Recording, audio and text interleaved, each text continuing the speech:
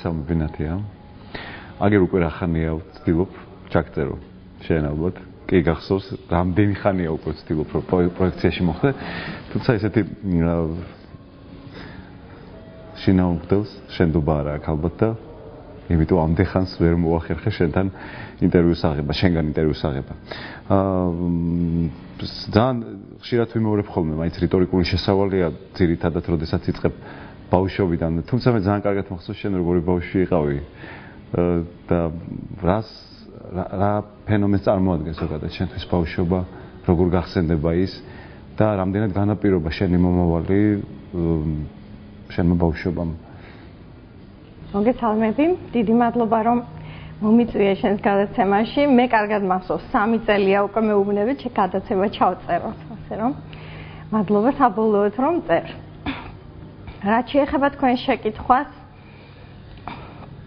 ჩემი მშობლების დამსახურებით ძალიან კარგი ბავშვობა მქონდა. ლაღი, ბედნიერი და მე ვფიქრობ რომ სწორედ აი იმ ბედნიერების ინერციით მოვდივარ დღემდე და ამით შევძელი რომ ყველა ის წინაღობა რაც მქონია ცხოვრებაში გადამელახა, ანუ ის ბედნიერება, ის ლაღი ცხოვრება რაც ბავშვობაში მქონდა, ის სიყვარული დღემდე მომყვება და ესე ვთქვათ ინერციით მოვდივარ. და მეც ვფიქრობ რომ და ვცდილობ ჩემი ბავშვი იყოს ბედნიერი იმისთვის რომ მომავალში იყოს წარმატებული და რაც არ უნდა მოხდეს მის ცხოვრებაში კარგი გასახსენებელი მაინც გქონდეს. ამიტომაც ვფიქრობ რომ ყველა ბავშვი როგორმე უნდა ვეცადოთ და იყოს ბედნიერი. მაინც რას ვფიქრობ რა შეიძლება რამდენად შესაძლებელია ადამიანს გამოყვეს ბავშვობის თვისებები. შენ შემთხვევაში მაგალითად რა თვისებები გამოყვა დღემდე, იმიტომ რომ ადამიანები ძალიან ხშირად იცვლებიან. შენ რა თვისებები შემოიტიე შენთვის ბავშვობიდან? მე ვფიქრობ, რა თქმა უნდა, მეც შევიცვალე, თუნდაც უფრო რბილი და დიპლომატიური გავხდი, ვიდრე ბავშვობაში ვიყავი. საკმაოდ ჯიუტი და აუტანელი ბავშვი ვიყავი. და გამომყვა ის, რომ ვარ მიზანსწრაფული, ვარ სამართლიანი და ისე მიზანმიმართული, ანუ თუ მიზანს დავისახავ, იმას აუცილებლად მივახწევ და სხვათა შორის ბავშვობიდან გამომყვა ის, რომ კარგად ვცნობ ადამიანებს. ანუ პირველი შთაბეჭდილება იმდენად ძლიერია, როდესაც ხვდები ადამიანს, რომ აი რაც არ უნდა შემდეგ შემეცვალოს, ბოლოს ის ადამიანი ამტკიცებს, რომ აი ეს პირველი შთაბეჭდილება ნამდვილად მართალი იყო მის შესახებ. განსაკუთრებული მიდრეკილებები გქონდა რაიმე საგნების მიმართ. იმიტომ რომ მიუხედავად იმისა, რომ მე კიდევ ერთხელ ვაკონკრეტებ, რომ მახსოვს შენი ბავშვობა. მიუხედავად იმისა, რომ შენ ხაზი გავუსვი, რომ საკმაოდ ჯიუტი და ცალკე ბავშვი იყავი, მახსოვს, რომ იყავი პარალელურად ძალიან მშვიდი. და ასე ვთქვათ, ამ სიმშვიდეში რაღაც კონკრეტულობა ნაკლები იყო, ჩემი აზრით ვფიქრობ და შენ რას ვფიქრობ? რაიმე კონკრეტული მიდრეკილებები გქონდა ბავშვობიდან, რომელიც შემდეგ განახორციელე შენ ცხოვრებაში, თუ ოდნავ მოგვიანებით აღმოაჩინე შენში უფრო რაღაც მიდრეკილებები, კონკრეტულები, რომლებიც შენი პროფესია, შენი განათლება განაპირობა შენ? ხო, ალბათ სიმშვიდეს განაპირობებდა ოჯახური სიმყუდროვე რაც ჰქონდა და ასევე გავარ მამაჩემს და დედაჩემს, მამაჩემს მიზანსწრაფულობაში, სამართლიანობაში და დედას გავარ სიმშვიდეში. და ყოველთვის აი როგორც კი დავიწყე აზროვნება, დავიწყე იმაზე ფიქრი, რომ ნერვიულობას რა აზრი აქვს, რაც არ უნდა მოხდეს, მაინც ჯობს მშვიდად შეხვდე, გონებით განსაზღვრო, რა შეიძლება მოხდეს უკეთეს და აი მართლა რაც თავი მახსოვს, სულ ასე მოვდივარ. და სხვათა შორის ჩემს შვილსაც ვასწავლი, რომ თუნდაც არავინ გძულდეს, იმიტომ რომ ერთადერთი ადამიანი, ვინც ასე დროს იტანჯება და ნერვიულობს, არის ის, ვისაც ძულს. და ამიტომაც აი ყოველთვის უნდა იყოს ზომიერი, ყოველთვის მშვიდი, რა თქმა უნდა, ყოველთვის ეს არ გამოდის, არ არის ესეთი ცხოვრება, მაგრამ აი რაღაც აფექტის მდგომარეობა ყველას აქვს, მეც მათ შორის, მაგრამ ყოველთვის ვცდილობ რომ საკუთარ თავი დავიმშვიდო და ამის მეთოდები მაქვს შემეული. სხვათა შორის ამ მეთოდების გამომუშავებაში საკუთარ თავს ვწრთნიდი ბავშვობაში. აი ვთქვათ, მქონდა პერიოდები, როდესაც ვფიქრობდი, რომ აი მე 1 წლის განმავლობაში იმისთვის, რომ უკეთესი ხმა მქონდეს, მუსიკალურ გუნდში დავდიოდი, არ მივირთმევ მზესუმზირას და მაშინ ჩემს ბავშვობაში ერთ-ერთი გასართობი იყო მზესუმზირავით, როდესაც ეზოში თუ ჩადიოდი და ამით რაღაცნაირად ვწნიდი საკუთარ თავს, რომ მე უნდა შევძლო, გამოვიმუშაო მოთმინება, რომ ის რაც გინდა შეიძლება არ გააკეთო იმისთვის, რომ რაღაც მიზანს მიაღწიო. ნუ ბავშვობას მოვეშოთ, ახლა არის შემდეგი პერიოდი, მთელი თავისი ფეიერვერკებით, ესე რომ ვთქვათ, მთელი თავისი წინსვლებით, განათლებით, უამრავი ნაბიჯებით, რომელიც პატარა ქალაქია, პატარა ქვეყანაა და შესაბამისად უფრო ძლიერია მისი გავრცელების ტალღა, ესე რომ ვთქვათ, არც არ დამოიწყდება ერთ-ერთ წამყვან არხზე, ნაციონალურ არხზე, მიგიწვია სტუმრად დღის გადაცემაში და იქ წამყვანმა, როდესაც შენს მიერ გამოცემული წიგნი, რომელსაც ოდნავ მოგვიანებით შევეხები, უკანა მხარეს წაიკითხა შენს შესახებ CV, რო ჩაასრულა, თქვა და ეს ადამიანი არის ჩვენთან სტუმრად.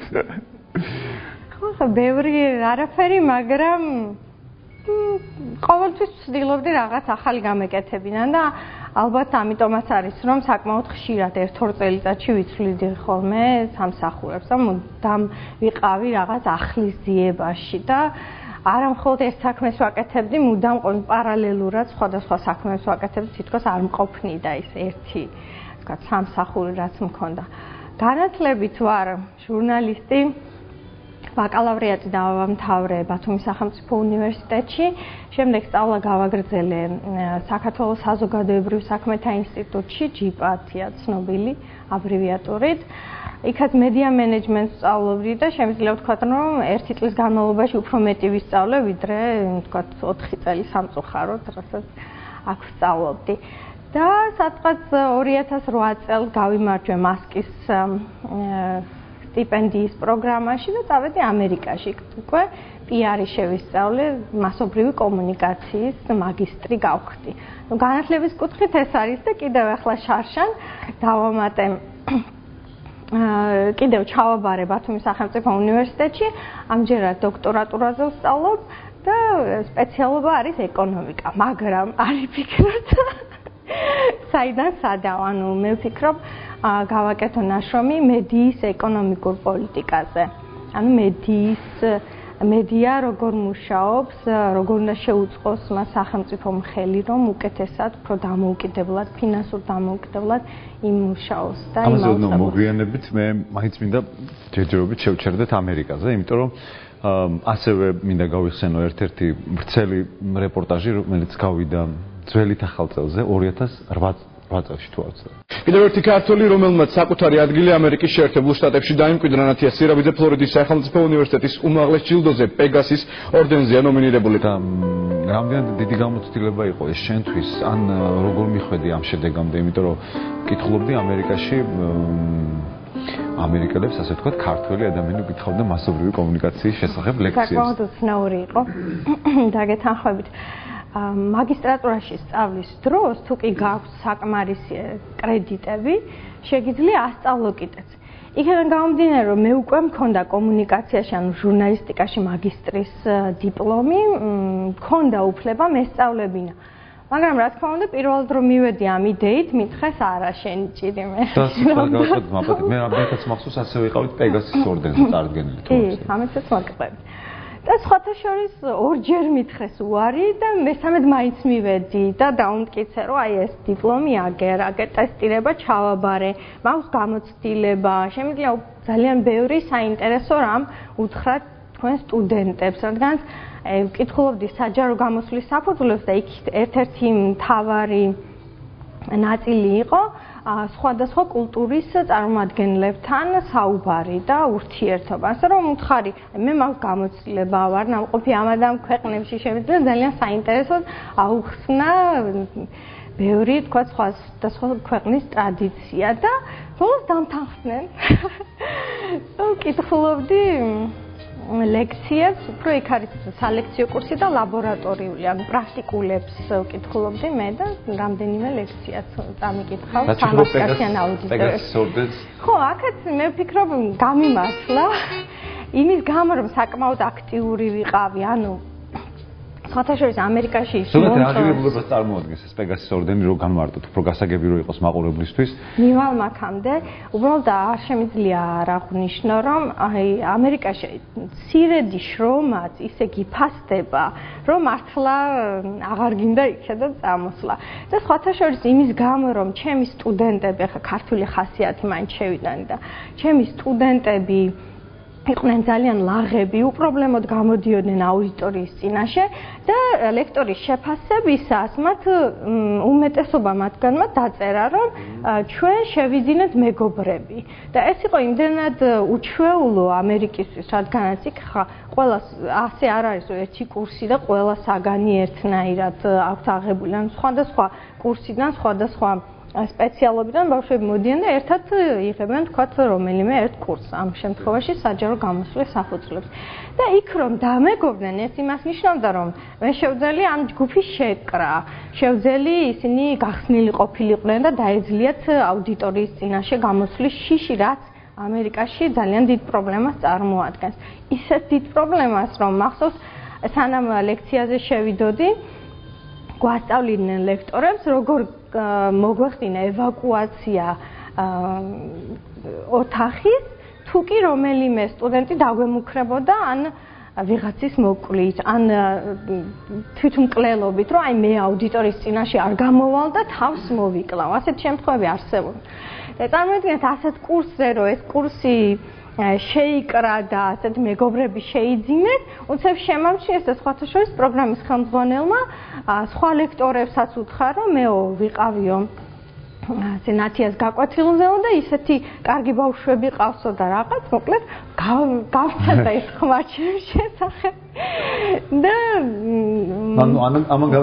ამან განაპირობა ხო რომ შემდეგ წარმოადგინეს პეგასის ორდენზე, რაც გულისხმობს თუ კი სტუდენტმა ან ლექტორმა, ამ შემთხვევაში სტუდენტიც ვიყავი, გარკვეული ცვლილება შეიტანა უნივერსიტეტის ცხოვრებაში, რაღაც სტუდენტების ერთმან ამ სისტემაში ინტეგრირებისთვის, ან უკეთესად სწავლებისთვის.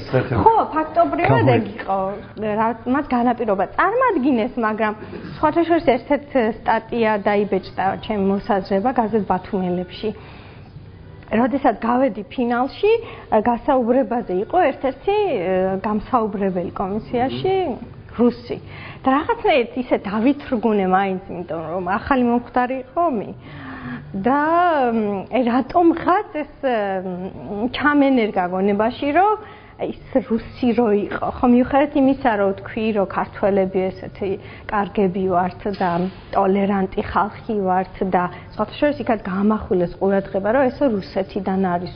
თქვა მე რა თქვა, ხო ერებს შორის არ არის ასეთი ცუდ დამოკიდებულება თქვა და მაინც ეს რაღაცნაირად მიღრნიდა გონებას, რომ რუსი რო იყო, მაგიტომ ვერ გავედი.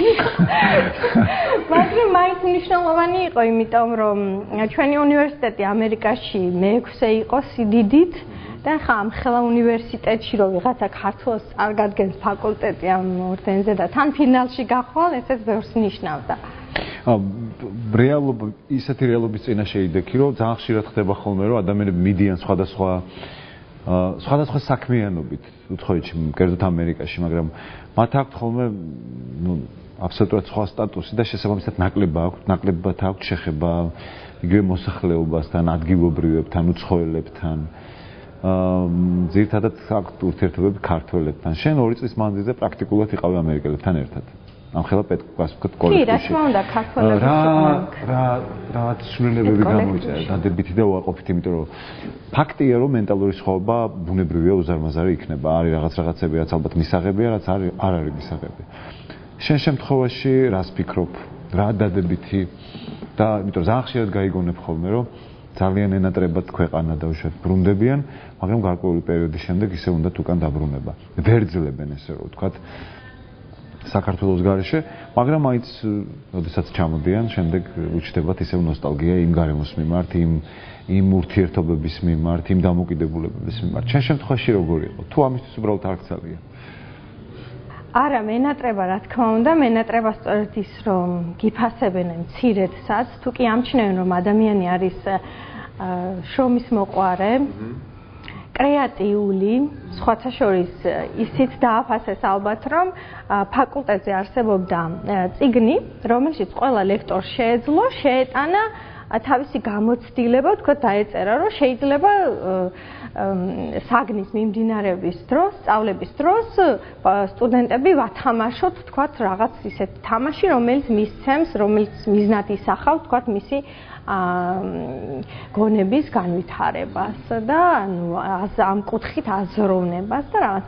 და იქაც ხოთა შორის ბევრი რამ შევიტანე, ანუ ჩემი გამოცდილებიდან გამომდინარე, საქართველოშიც ვასწავლიდი, მქონდა გადაცემები იგივე დებატები, ხო? და ჟურნალისტიკიდან გამომდინარე, ბევრი რაღაცთან, ეხლა ქართველები მაინც კრეატიული ხალხი ვართ, იქაც ბევრი რამ შევიტანე და აი ამ ყველაფერს ისე აფასებდნენ, რომ რა თქმა უნდა ეს არის ანუ არავინ არაფერში დამატებით არ გიხდის, ხო? მერკანტილური გათვლები არ არის. მაგრამ გინდა რომ მართლა ამ ფაკულტეტისთვის და უნივერსიტეტისთვის რაღაც გააკეთო. აი ეს მენატრება რომ ძალიან მცირედსაც გიფასებენ, შრომას გიფასებენ. და ასევე ის მოწესრიგებული გარემო, რაც იქ იყო. მოწესრიგებული იგივე დროის დაფასება, ერთმანეთის დაფასება, სხვისი ინტერესების დაფასება, შენ თუ არ მუშაობ, სხვას მაინც არ უნდა შეუშალო ხელი მუშაობაში ან სწავლაში. და სხვათა შორის ძალიან ხშირად იციან დახმარება ერთმანეთის. ანუ ისე არ არის რომ რაღაც გიჭირდეს ან სახებზე შეგამჩნიონ რომ უხასიათოდ ხარ და არავინ გაჩერდეს თუ და არ კითხოს რა გჭირს, ხომ არ დაგეხმარო. რაც ჩვენთან ფაქტობრივად არ არის, ხო? შეიძლება ფიქრობენ რომ ეს ზედაპირულია იქ, მაგრამ რეალურად ხომ გეხმარება ადამიანს განწყობილებას გიქმნის, თუნდაც ის ღიმილი ყოველდღიური. იცი ხა რომ საუბრობ, პარალელურად მახსენდება ის, რომ ოდნავ მოგვიანებით მინდა შევეხო ასე, შენ ამდენადაც იცი ბუთანშიც იყავი და მეორე ქართველი იყო. პირველი მეგონა, მაგრამ მეორე ყოფილა ცოტა კი მეწყინა, მაგრამ უბრალოდ ისი თქმა მინდა. რამდენიმე ეხა მე რაც მახსენდება ძალიან ხშირად მოგზაურობ ხოლმე და ძირითადად თუ ბუნებრივია გადაცემის ფარგლებში შეფასების საშუალება მაქვს და თავს ამის უფლებას მივცემ, მაინც ეს ვთქვათ ესეთი დრომოჭრულ სიტყვას გამოვიყენებ, თავისუფალი წესის ცხოვრებით ცხოვრობ და ჩემთვის პირადად ცოტა უცნაური იყო, რომ საჯარო სამსახურებში იყავი მაინც. დაიწყე საკონსტიტუციო სასამართლოდან, ამჟამად ხარ აჭარის ავტონომიური რესპუბლიკის მთავრობის პრესსამსახურში. პრესდივანი, პრესპიკერი, ამდენადაც ვიცი. როგორ გაიხსენებდი იგივე თუნდაც საკონსტიტუციო სასამართლოში მუშაობის პერიოდს, იმიტომ რომ მე მახსოვს რომ მან რომ მუშაობდი მაგ პერიოდისთვის წახვედი ამერიკაში. საკონსტიტუციო სასამართლოში მუშაობა ყოველთვის ძალიან კარგად მახსენდება, იმიტომ რომ არაჩვეულებრივი ხელმძღვანელი გვყავდა, გიორგი პაპუაშვილი. ეს იყო უძლიერესი მენეჯერი და ძალიან ზომიერი ადამიანი და სხვათა შორის არც კი ჯერათ, როდესაც ვამბობ, რომ არასოდეს ყოფილა მითითება, მიუხედავად იმისა, რომ ფიქრობენ, რომ ეს უწყება იყო პოლიტიზირებული, არასოდეს ყოფილა მითითება. აი თუნდაც Facebook-ზე ვიღაც დაალაიქე, ან რაღაც დაპოსტე, ან მიტინგზე წადი, არასოდეს მსგავსი რამ არ ყოფილა. მაგრამ თვითონ რაც შეეხება საჯარო პირს, რა თქმა უნდა, უფრო შეზღუდული ხარ, იგივე შეზღუდული ხარ მოსაზრების გამოხატვაში, აი ყოველთვის რაღაც მინდა უცებ დავპოსტო ან Facebook-ზე ან საჯაროდ განვაცხადო და შემდეგ თავს ვიკავებ, იმიტომ რომ შეიძლება ეს არ იყოს სწორად გაგებული, არ იყოს სწორად აღქმული საზოგადოების მხრიდან. კი, თავისუფალი ვარ, მაგრამ ეს სამსახურები არ მიშლის ხელს. ამჟამად ხა აჭარის მთავრობაში. ხო. მაგალითად და მინდა თან ასე აღნიშნო, რომ საკმაოდ რთული ალბათ შენთვის, იმიტომ რომ ზოგადად საკმაოდ რთული პროცესები ამჟამად ქვეყანაში და შესაბამისად ნებისმიერ შემთხვევაში მით უმეტეს როდესაც პრესსამსახურში ხარ, ალბათ გარკვეულ სირთულეებთან არის კავშირში. შენ როგორ შეაფასებდი შენს დღევანდელ სამსახურს, შენს დღევანდელ მოღვაწეობას, რამდენად იოლია შენთვის ან რამდენად რთული, ან თვითონ შენი დამოკიდებულება მაინტერესებს ამ ყველაფრის მიმართ? რა თქმა უნდა ძალიან რთულია, რადგან ძალიან ხშირად არის უსაფუძვლო ბრალდებები. უსამართლოდ არასწორი ინფორმაციის გავრცელება და ყოველთვის გვიწევს ამასთან შებრძოლება ჩემს დეპარტამენტს და რა თქმა უნდა აჭარის მასშტაბით სამთავრობო უწყებების პრესამსახურებს. მაგრამ ისიც გვეხმარება, რომ ამ შემთხვევაში მე ზოგადად ძალიან მიმართლებს ხოლმე, ძალიან კარგი ხელმძღვანელი მყავს, არჩილ ხაბაძე, რომელიც ძალიან ზომიერი, სამართლიანი და ადამიანია, რომელიც მართლა 100-ჯერ გაზომავს და 1-ჯერ გაჭრის. და ადვილია რა თქმა უნდა ასეთ ადამიანთან ურთიერთობა, რომ არ მიიღებს ისეთ მყისიერ გადაწყვეტილებას და უფიქრებლად. ველოდებით შენგან წარმატების ფორმულას. იმიტომ რომ მახსოვს სხვათა შორის მქონდა ბედნიერება, რომ კიდევ ერთხელ მინდა გადავუხადო საკონსტიტუციო სასამართლო სამისთვის მადლობა, რომ ჩვენ მაშინ წიგნის პრეზენტაცია გავაკეთეთ საკონსტიტუციო სასამართლოს შენობაში. ბატონ გიორგი მაშინ ნება დაგვრთო ეს გაგვეკეთებინა და გამოიჩი შესანიშნავი წიგნი წარმატების გასაღები. რომელშიც ასე პატარა როლი მოქვს მე თუ არ ვხედავ. მამაღლონა დიზაინი. ახლა დიზაინერი ამ წიგნის. ნუ გარკვეულწილად მოყვა მას გამოხმაურება იმ თვალს საერთოდ გაჟღერდა სხვადასხვა გადაცემებში სტატიები დაიწერა. მე მაინც მიმაჩნია რომ ეს არ არის საკმარისი ამ წიგნისთვის. პირველ რიგში მინდა ნათია სირაბიძის წიგნი წარვადგინო, ძალიან მნიშვნელოვანი წიგნი, ალბათ ჩანს. საჯარო გამოსვლა, საუბარი, იმის ახსნა რა ისე თქმაძგნა, სულ ჩამოწიგწიკებული აქვს. საიდან წამოვიდა? რატო გადაწყვეტე რომ წიგნი დაგეწერა? ხო, სხვათა შორის იდეა წიგნის დაწერისა მოდის ჩემ მეგობრისგან, გოჩა კამკიასგან, რომელმაც წიგნი გამოაქვეყნა და აი ამ წიგნზე საუბრის დროს მითხრა, შენ რატო არ წერ წიგნებსო? და შევყევით ერთ თქვათ, რაზე შეიძლება დავწერო წიგნი, იმიტომ რომ მაინც ჟურნალისტს აქვს გამოცდილება წერის. და ჩვეულებრივად წერე ხო ადამიანურად გასაგებ ენაზე. და მართლაც დავფიქრდი, აი რა შეიძლება გამოვცე. და სხვათა შორის ინტუიცია არ მღალატობს ხოლმე, თუ ამას ინტუიციას დავარქმევ თუ პროფესიულ გათვლებს, აი დავფიქრდი, სად არის ცარიელი ნიშა, სად არ არსებობს თქვა სახელმძღვანელო, რაც მე შემიძლია წვრილი შეტანა. აღმოჩნდა რომ საჯარო გამოსვლის შესახებ არც სახელმძღვანელოა, ნუ იყო ერთი პატარა წიგნი, მაგრამ რა თქმა უნდა არ იყო იმდენის მომცველი, რასაც მე ვასწავლინდი ამერიკაში, ამიტომაც გადავწყვიტე დამეწერა პროექტი, მიმემართა ამერიკის საელჩოსთვის და ისე მოხდა, რომ მართლაც გაითვალისწინეს ის ფაქტორები, რისთვისაც ეს წიგნი შეიძლება ქონოდა მკითხველს საქართველოში და გამოვეცი წიგნი. დიდი მადლობა საელჩოს ადმინისტრაციის.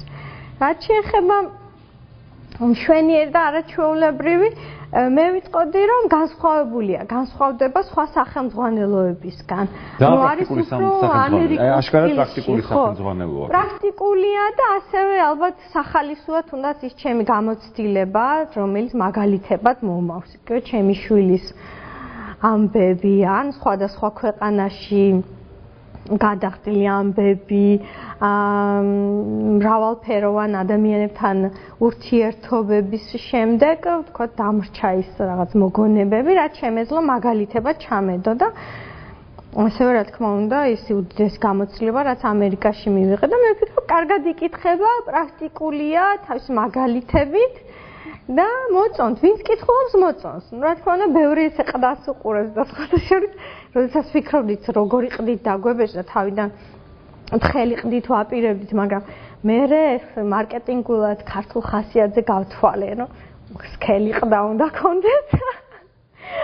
და მართლა დავბეჭდეთ. ხوارბელი მაინც ეტანებას? ხო, უფრო სოლიდურია, რა თქმა უნდა, სქელყდიანი წიგნი. ლაბის მასზე მუშაობდი ასევე ტელევიზიაში ნათია. კი, სხვადასხვა ტელევიზიაში. იმიტომ რომ ვაკეთებდი მახსოვს გადაცემას ამერიკა დღეს. ამ ქვეყანაში მოხვედრის ცდუნება ძალზე დიდია.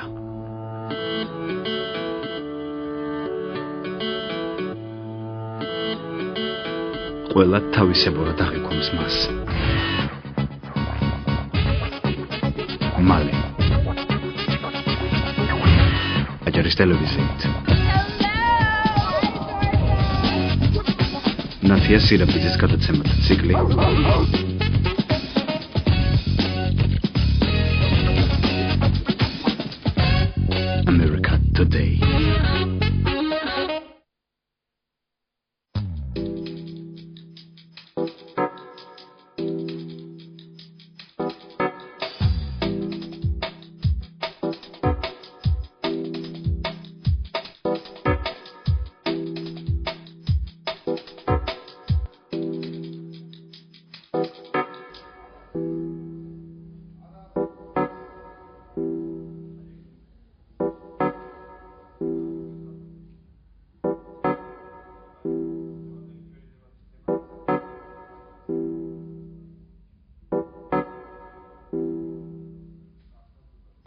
მოგესალმებით ძვირფასო ტელემაყურებლებო. ეთერშია საგანმანათლებლო გადაცემა დებატები. და დებატები. რამდენიმე, ხო, დებატები უფრო ადრე იყო ალბათ, მე რამდენადაც მახსოვს, ხო? და ჯერ იყო ამერიკაზე და მე დებატები თავს. და საკმაოდ საინტერესო ციკლი იყო გადაცემების, ასევე პროექტის ფარგლებში იყავი მე მომთხოვს და ტელევიზიის ხელობა ხომ და ერთხელ ჩემო რესპონდენტმა მითხრა ისე მტვერს რო ჩაყლაპავ ტელევიზიის. სცენის და ტელევიზიის ხო, მე მენატრება ძალიან. სხვათაშორის, როდესაც აი ჩვენი მთავრობის აპარატის ოპერატორთან ერთად ამონტაჟებს ისე მიხარია ხოლმე, მე დავჭდები და მე თვითონ ვამონტაჟებ რაღაცა. კი არა, მის სიყვარულის დავიწყეთ რაღაც სარეკლამო რგოლების, სოციალური რა თქმა უნდა, სარეკლამო რგოლების გადაღება და მონტაჟი და მუსიკის შერჩევა და ისე მიხარია ხოლმე. თუ ამის დრო არის, რა თქმა უნდა, ვაკეთებთ. ხო, ძალიან მენატრება ტელევიზია. არ ხო ტელევიზია, ჟურნალისტიკა, ზოგჯერ მინდა ხოლმე რაღაც დავწერო, ჩემი აზრი გამოვთქვა, რაღაც ინფორმაცია შევაგრო, ანალიზი გავაკეთო. და დღეს არის ამის საშუალება იგივე სოციალურ ქსელზე და ასევე გაზეთ ბათუმელებს აქვს ძალიან კარგი ჩანართი, სადაც მოსაზრებებს წერენ სხვადასხვა ადამიანის და ეს მაძლევს საშუალებას თუ კი რაღაცა ისეთი აქტუალური თემაა, სადაც მე შემიძლია გამოვთქვა ჩემი აზრი. აი ამის შესახებ წერ და მიხარია რაღაც თითქოს და ჩემი საქმე გავაკეთე ისე. ესე იგი ტელევიზიის მიმართ ნოსტალგია გაქვს მაინც. კი, რა თქმა უნდა. პროდუქციის მიმართ. მიუხედავად ამდენი მოძრაობის, მიუხედავად ამდენი სიახლის, მაინც გონია რომ ძალიან ბევრი ცვლილებები იქნება შენ ცხოვრებაში სამომავლოდ. კონკრეტულად რამეს ხო არ გემოჯერჯერობით თუ?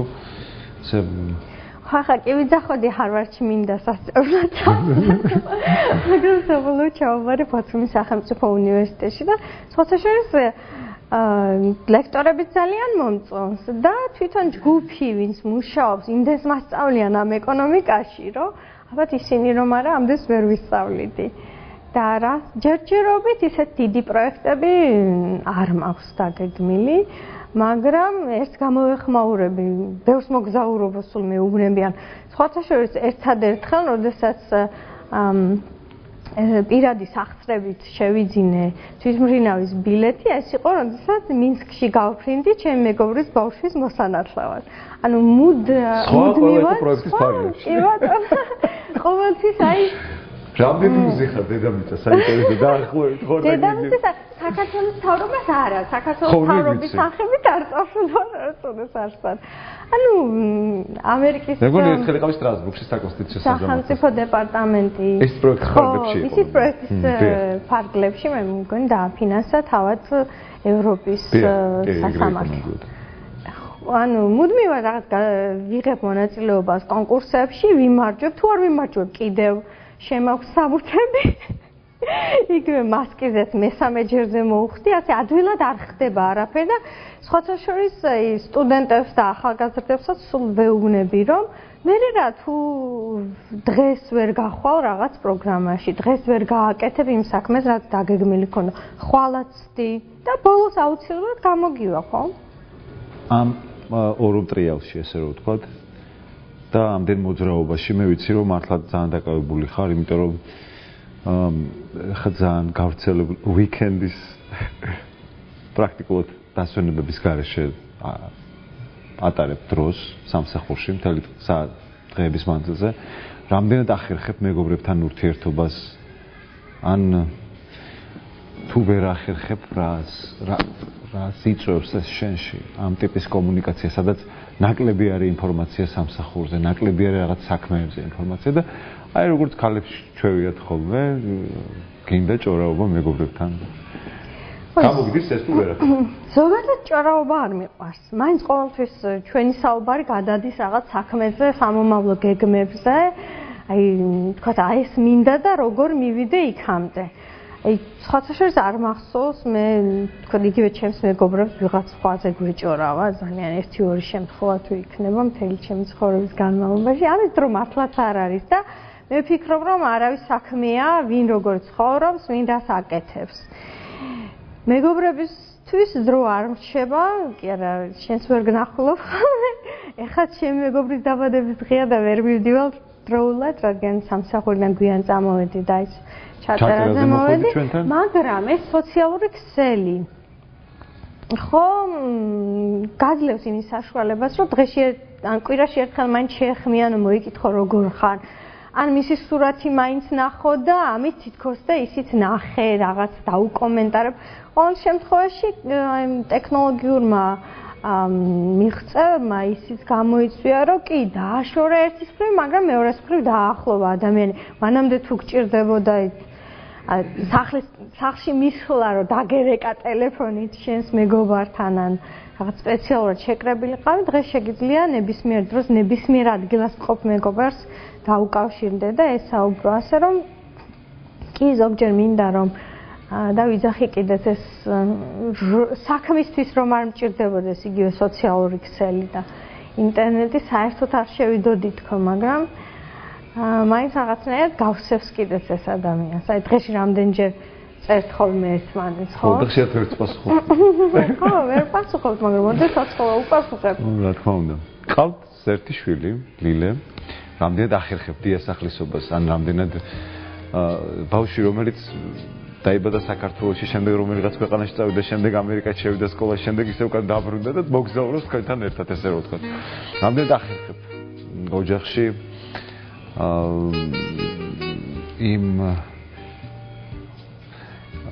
იმ წესით ცხოვრებას, რომელიც წესით, ასე ვთქვათ, ქართულად მისაღებია, სასიხარულო ალბათ გამოგდის თუ უბრალოდ გამორიცხული ამბავია.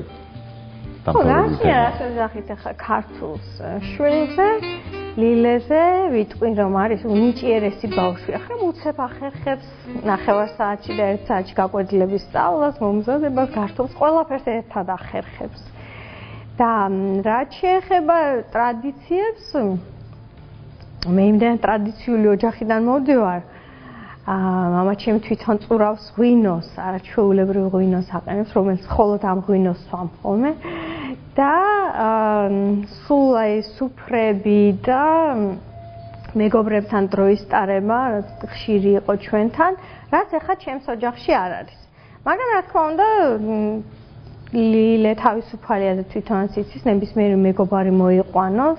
უფრო ხოლმე შეიძლება ითქვას, რომ ამერიკულ სტილში ვცხოვრობთ, რომ სხვათა შორის ყველაფერს რომ მითანხმებს და მეკითხება, აი შეიძლება ვიღაც დავპატიშოთ და ეს ქართველისთვის ცოტა უხერხულია, ხო, რომ გეკითხებიან, მაგრამ აი ამერიკაში რომ მიაჩვიეს, რომ ყველაფერს უნდა მოიკითხო და რაღაცა ცოტა ოდნავ დისტანციას, აი ესეც გამოყვალილეს. სხვათა შორის რა თქმა უნდა რთულია, რომ მოუწია პირველ კლასში იყო ამერიკის სკოლაში, შეიძლება ითქვას შევაგდეთ. არც ენა იცოდა არაფერი და სხვათა შორის იქ დღემდე მისი უსაყვარლესი მასწავლებელია მის სანტიაგო, წარმოშობით მექსიკელი ქალბატონი, რომელსაც 2 დღის განმავლობაში კალთაში ეჯდა და ისე ასწავლიდა სხვა ბავშვებს. მაგრამ იქაც ძალიან თავისუფლად მიმდინარეობდა სწავლება და ბავშვებზე იყო მორგებული. თავარი მათთვის იყო, რომ ბავშვი ყოფილიყო ლაღი. და იმ სილაღეში თამაში ესწავლა ბევრი რამ და სხვათა შორის ძალიან ბევრ რაღაცასაც ასწავლიდნენ და გავიხსენებ ეს რაღაცას, აი იქაც რო იყო მაინც ის ქართული პატრიოტიზმი გაყვა როგორ ჩანს და ერთ დღეს მოვიდა სიამაყით აღსახსე, რა მოხდა თქო სკოლაში და დღეს პრეზიდენტის გამოსვლა იყო ობამასიო და ყველამ ტაში დაუკრა ბოლოსო და მე ქართველი ვარ. ობამას ტაში რატომ უნდა დაუკრა, ჩემს პრეზიდენტს დაუკრა და ვიტყვი რაღაცა. მაგრამ წამოსვლის დროს კი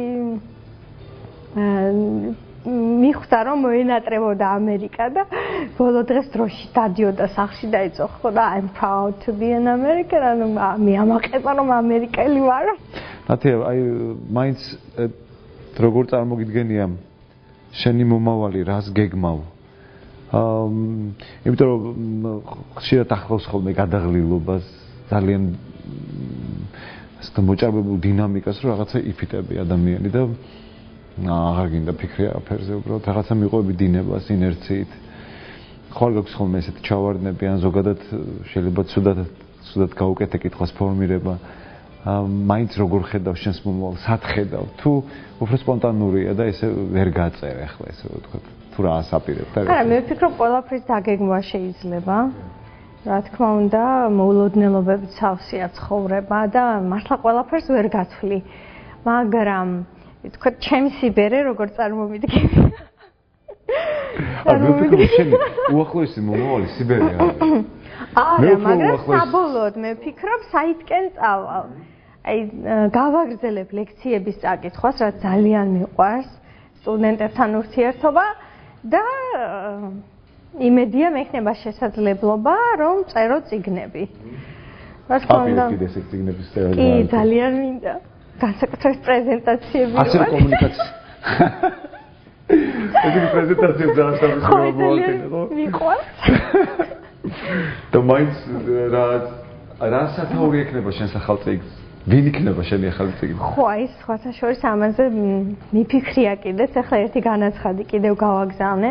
მანამდეც მქონდა რამდენიმე განაცხადი გაგზავნილი სხვადასხვა ორგანიზაციაში და წარუმატებლობა განიცადა, მაგრამ კიდევ გავაგზავნე. ხო, აი, ფიქრობ, რომ მართლა შეიძლება გააკეთოს სერია წიგნების წარმატების გასაღები, რომელიც იქნება სხვადასხვა თემატიკით. რაც შეეხება დაღლილობას, მართლა ძალიან ვიღლები და ზოგჯერ არის, რომ შუა დღეა, დღის პირველი ნახევარი გადავა და უკვე იმდენად დაღლილი ვარ, რომ აი, მართლაც ვფიქრობ და ზოგჯერ ხუმრობ საკუთარ თავზე, რომ დღეში ორჯერ მივდივარ სამსახურიდან, ხო? მაგრამ აი ამ დროს ხვდები რომ რაღაც უნდა გავაკეთოთ განტვირთვისთვის და როგორც გითხარი ძალიან კარგი გუნდი მყავს არა მხოლოდ ჩემთან ოთახში ანუ ჩვენი დეპარტამენტი არამედ აჭარის მთავრობის პრესამსახურის ხელმძღვანელები და ამ ჯგუფში ერთად სოციალურ ქსელში რაღაცას ხუმრობთ ანუ თავარია რომ ეს კრიზისული ეტაპი გადავლა ხო და ამ დროს რაღაცაზე ვიწყებთ ხუმრობას, სიცილს და აი ეს ყველაფერი გადადის ვაგრძელებთ მუშაობას. თელს ჯგუფს უსურვებ წარმატებებს, ასევე ჩემს თავსაც და შენც ასევე გისურვებ წარმატებებს. ძალიან დიდი მადლობა რომ დღეს ჩვენთან იყავი სტუმრად და მე ძალიან დიდი იმედი მაქვს რომ ძალიან ბევრი ადამიანი ვისაც ენატრები უბრალოდ, იმიტომ რომ ძალიან დაკავებული ხარ და ძალიან რთული რეჟიმი გაქვს, ვინც ვერ ხვდება ხშირად. ვერ გნახულობს ასე ვთქვათ ნაკლებად აქვს შეხება. ისინი მოგისიყვარულებენ დღეს ჩვენი გადაცემის საშუალებით. წარმატებებს გისურვებ, დიდი მადლობა. დიდი მადლობა შენ და აჭარის ტელევიზიას, რომ მომეცით საშუალება მესაუბრა და საერთოდ დაინტერესდეთ ჩემით როგორც პიროვნებით. მადლობა. მადლობა.